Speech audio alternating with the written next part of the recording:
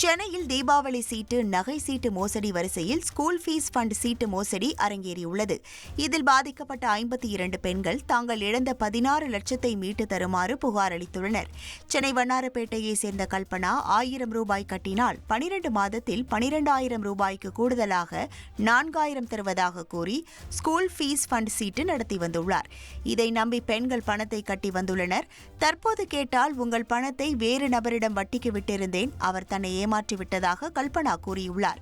இதுகுறித்து நடவடிக்கை எடுக்க வேண்டும் என பெண்கள் கோரிக்கை விடுத்துள்ளனர்.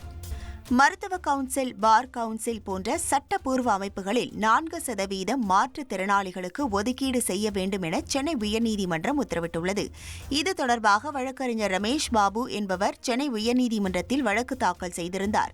இந்த வழக்கை விசாரித்த நீதிபதிகள் சுவாமிநாதன் மற்றும் லட்சுமி நாராயணன் அமர்வு, சட்டப்படி அனைத்து தேர்ந்தெடுக்கப்பட்ட அமைப்புகளிலும் மாற்றுத்திறனாளிகள் பிரதிநிதிகளாக நியமிக்கப்பட வேண்டும் என்றும் அதற்கு தேசிய மாற்றுத்திறனாளிகள் ஆணையர் வழிவகை செய்து நடைமுறைக்கு கொண்டு வர வேண்டும் என்றும் உத்தரவிட்டுள்ளனர்.